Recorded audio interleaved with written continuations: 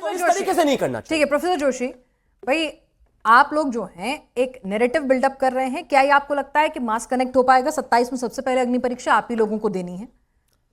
पिनाक जी, मुझे ऐसा लगता है जो T20 और E20 है, इसमें दो भारतीय जनता पार्टी के नेताओं ने अपने बेटों को सेट करने की एक योजना बनाकर देश के जो मध्यम वर्गीय हम जैसे लोग हैं उन पर थोपने की कोशिश करी है। और मैं दो तीन बातें, हमारे जो साथी हैं भारतीय जनता पार्टी के, बेटा सेट करने का सारा टेंडर क्या मुलायम सिंह यादव जी के पास ही था? नहीं, ऐसे बीच में नहीं, वो आपकी बारी में बीच में नहीं बोले तो आप भी मत बोलिए प्लीज। हाँ, और अभी भारतीय जनता पार्टी के और जो कार्यकर्ता है भारतीय जनता पार्टी के, उन्होंने बात करी थी कि विपक्षी लोग चुनाव हार रहे हैं। राहुल गांधी के परिप्रेक्ष्य में उन्होंने कहना चाहता हूं, मैं आपको याद दिलाने देता हूं, ये हमारे जैन जी जितने हमारे साथी हैं, इनकी बदौलत अभी अभी राष्ट्रीय अध्यक्ष अपना चुनाव हार गए बिहार में, मध्य प्रदेश में भी इनकी सरकार है, दोनों चुनाव हार के ये बोलने का काम कर रहे हैं विपक्ष चुनाव जरा सत्यता में जीती है। दूसरा, आपको जैन जी इनको जवाब दे रहा है। और अभी हमारे एक साथी ने बोला था, भारतीय जनता पार्टी के कार्यकर्ता ने बोला था कि झूठ बोलते हैं हम लोग। झूठ वो बोलते हैं जो कहते हैं कि किसान की आय दुगनी होगी, 2 करोड़ नौकरी आएगी, 15 लाख अकाउंट में आएंगे। और फिर अमित शाह जी कहते हैं मुझ पर नहीं ऐसे नहीं करें। जब पढ़ के कुछ और आए तो बोलेंगे क्या? नहीं मैडम, मैं इसका जवाब नहीं मैडम, आप इतने तैयारी कर लीजिए, मुझे बता दीजिएगा कि उन ईंधन का क्या, सूर्य मैथिल जी, उन व्हीकल्स का क्या जो जिनकी शेल्फ लाइफ अभी बची हुई है, वो बेचारे क्या करें? चलिए आप बताइए। आऊंगी आप पे, आप तैयारी कर लीजिए, तैयारी कर लीजिए, थोड़ा वक्त दे रही हूँ ताकि अच्छा डेटा है। एक सेकंड पहले उन्हें बोलने दीजिए, आप बहुत अच्छे बोले, रुक जाइए बोलिए। मैं बताना चाहता हूँ, वो लोगों ने बात करी जिनके गृह मंत्री अमित शाह ने बोला कि ये सब जुमले थे, युवाओं को 2 करोड़ नौकरी नहीं मिलेगी, किसानों की आय दुगनी नहीं होगी। और माफी वीर की बात आई थी, हम माफी वीर कह रहे थे, पूरे देश को पता है माफी वीर कौन थे, जो अंग्रेजों से पेंशन लेते थे और माफी मांग रहे थे। इनका इतिहास है। अब मैं आ जाता हूं, एक सेकेंड में बोल रही हूँ ना, मेरा काम भी आप ही कर दीजिए, शिवम का काम भी आप ही कर दीजिए, ऐसे कैसे चलेगा? मैं आपसे कहना चाहता हूँ, ये लोग किसको नहीं मार रहे? हमारे जैन जी को ये लोग मारने का काम कर रहे हैं। ये लोग E20 के बहाने हमारे, आप प्रोफेसर हैं, सब्जेक्ट से मत भटकिए, अपने सब्जेक्ट पे रहिए ना। यहाँ ये हाल है, पढ़ाते कैसे होंगे?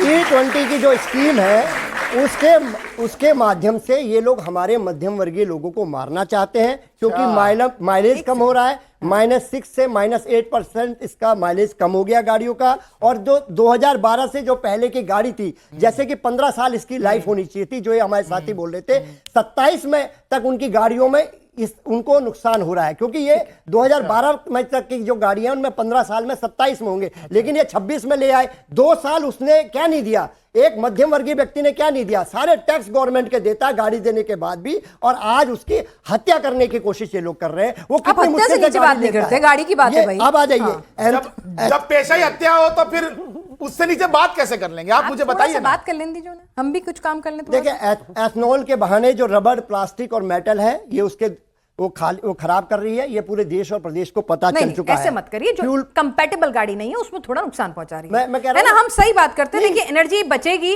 इस देश के लिए अच्छा है ना। जो बात देश हित में हो रही है, उन्होंने भी बताया कि कांग्रेस के टाइम से चल रहा था, है ना। तो एक पॉलिसी है जो देश हित में है।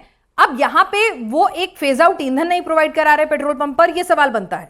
वो लोगों को सही कम्युनिकेट नहीं कर रहे, बार बार बयान बदल रहे हैं, तो ये सवाल बनता है। आप वो सवाल उठाइए, पॉलिसी तो कम से कम ठीक है या नहीं है, ये बताइए। बिल्कुल हम लोग खिलाफ हैं इसके। जब किसके?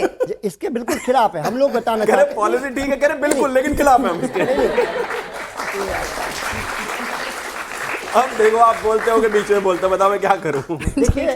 नहीं शिवम प्लीज। देखिए, हम लोग इस पॉलिसी के विरोध में इसलिए हैं, मतलब इथेनॉल ब्लेंडिंग के और बिल्कुल इसलिए है कि जब हमारा पेट्रोल पे चले, जब हमारा देश का कस्टमर दुनिया में भी चल रहे हैं, मैं बता रही हूँ बस आपके लिए, उनकी टेक्नोलॉजी कहाँ चल रही है, हमारी कहाँ चल रही है, ये भी पता हमें, ये भी देश को पता है हम लोग कहाँ पर चल रहे हैं। और ये जब इस मुद्दे पे निवान आपके साथ नहीं है, निवान कह रहे पॉलिसी तो अच्छी है। जब हमारे कस्टमर, ठीक से नहीं कर रहे हैं। जब हमारा देश का जो कार का उपभोक्ता है, मिडिल क्लास, वो उसकी पेट्रोल की कीमत देने को तैयार है, तो सरकार क्यों थोपने की कोशिश कर रही है? ठीक है, सरकार क्यों थोपने की कोशिश करे? क्यों हमारी गाड़ी का जो मेंटेनेंस ज्यादा आ रहा है, उसका एवरेज कम हो गया। हम मध्य वर्गीय लोगों की आवाज उठाएंगे, समाजवादी पार्टी उनके साथ है, क्योंकि हमें हक है हमारी गाड़ी की जो टाइम पीरियड है, उस टाइम पीरियड तक गवर्नमेंट हमारे कस्टमरों को दिक्कत ना आए। ठीक है, सूर्य मैथिल जी, मैं आप ही की बात कर रहा हूं, एक सेकंड, है ना, थोड़ा एक ब्रॉडर पर्सपेक्टिव में पॉलिसी अच्छी है, एनर्जी कंजर्व होती है, हमारी फॉरेन अगर मुद्रा जो है वो बचती है, तो इट्स गुड।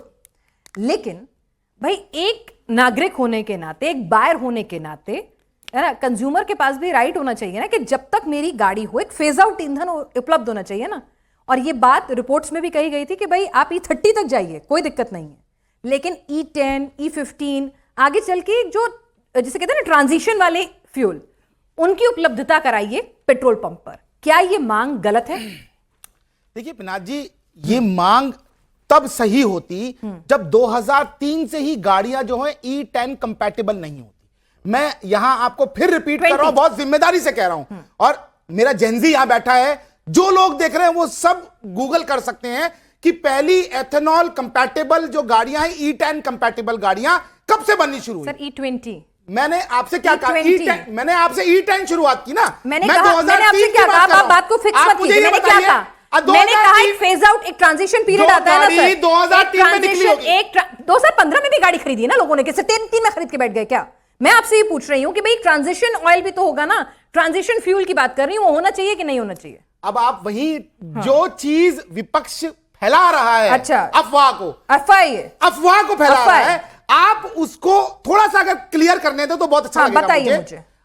मैंने आपसे कहा 2003 से E10 कंपैटिबल गाड़ियां बननी शुरू हो गई। इसका मतलब 2003 से पहले की यदि कोई गाड़ी है तो हाँ, मैं ये मानता हूं उसका इंजन खराब हो सकता है। Can I just ask one question? Can I ask one question? जी बताइए। जी, जो गाड़ी E10 कंपैटिबल है, क्या वो E20 कंपैटिबल भी होगी? आप बात कर रहे हैं? बिल्कुल 1001% वो E20 कंपैटिबल होगी। अच्छा, बस उसकी जो एवरेज है, हाँ, सुन लीजिए, बस उसकी में क्या क्या होने वाला है ये बता दीजिए। हाँ, मैं बता रहा हूं ना आपको, उसकी एवरेज में हो सकता है 5%, 6% का फर्क पड़ेगा। बस उसके थोड़े पार्ट्स खराब हो जाएंगे। ना पार्ट्स नहीं खराब होंगे। मैं फिर रिपीट कर रहा हूं आपको, प्लास्टिक और रबड़ के जो पार्ट्स हैं उन पर प्रेशर पड़ सकता है। अच्छा, ठीक है, लेकिन खराब नहीं। अगर आप ये कहें कि अभी आपने पेट्रोल डलाया, अभी आपने E20 डलवाया और गाड़ी गई और खराब हो गई, अच्छा, ये तो मजाक है क्या? अरे नहीं, मजाक नहीं है।